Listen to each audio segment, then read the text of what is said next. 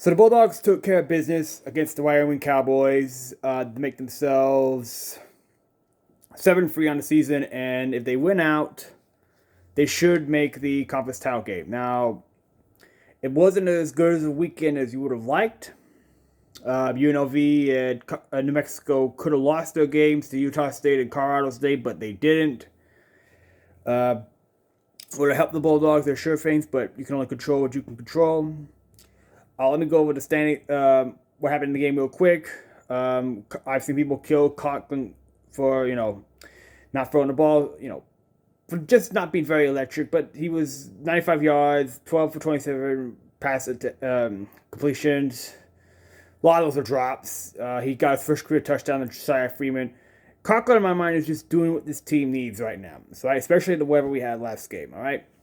He's not turning the ball over. He's making the right reads. When he needs to throw the ball away, he does.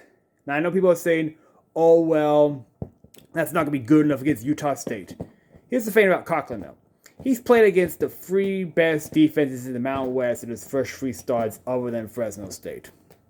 Utah State does not have that good of a defense, all right? And the Bulldogs do what they want to do. They won't be relying on Conklin very much. They'll just run the ball. That's what they want to do, all right? So we see what EJ Warner is going to look like. We know he's going to turn the ball over. We know he's going to make stupid decisions, all right? And don't tell me that the offense hums with him, all right? We saw against Hawaii. We saw the game against Nevada. We saw Colorado State. Having Warner doesn't automatically mean the offense is going to be more potent, all right? Let's see what Conklin does against two defenses upcoming that he should be able to have some success with, all right? But again, we are going to run the football first and foremost. That's what we want to do, all right? And I'm going to read you some statistics that show that. Luke had 16 carries for 92 yards. Donaldson had 45 yards and 13 carries and a touchdown. Arsenal had 4 carries, 70 yards and a score. All right? That's what we want to do. We want to run the ball, control the time possession, run with defense, all right? We held Wyoming to 184 yards total defense, lowest in a conference game this season. This is what a Matt Entz team looks like, all right? It's not going to be sexy. We're used to, like, quarterbacks throwing the ball over the place with, the Carr brothers, Hayner and so on. That's not what he's going to do. Now, maybe with Deacon Rose, things will be different. I'd love for it to have another star quarterback that will get drafted. But right now, that's not what we have, and we'll see what Entz does later. All right? I also want to give some credit on the defense to Titus Kashavi. He is a local kid. Went to Clovis, and he has just stepped right in front of it. Between him and Stewart, we are set as linebacker. And they're local guys. They grew up wanting to be Bulldogs, so it's going to be pretty hard for NIL and to lure them away. All right, so, you had Simeon Harris break up as Hamilton having another interception. I mean, the defense right now is humming. That's the thing we need to have. Even against San Diego State, they only gave up, 16 points?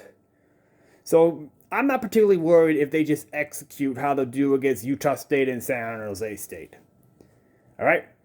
I think that right now we're playing the type of game we want to play, and we've established our identity again. Let me go over the conference standings real quick to show you where the Bulldogs are. San Diego State is 5-1. They beat Boise State. UNLV is tied with Fresno State along with Hawaii, New Mexico, and Boise. Bulldogs have tiebreakers over Hawaii and Boise. We don't play New Mexico and UNLV.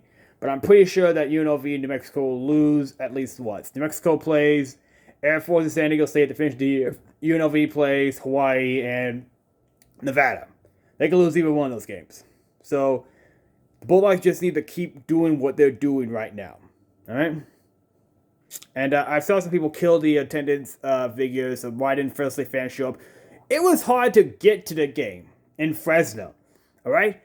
All the parking areas were soggy. It was really, if you lived, a lot of Bulldog fans live in the countryside or rural areas of foothills. You could not make it to the football game based on that, all right? And there was no way to tailgate on the soggy fields. So that's why the crowd wasn't big. And 1/3 were up in the pavilion areas.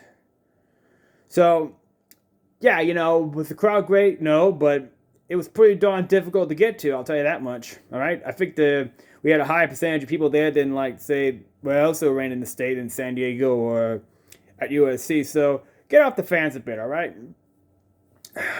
Yeah, 24-3. It's not sexy, I know it.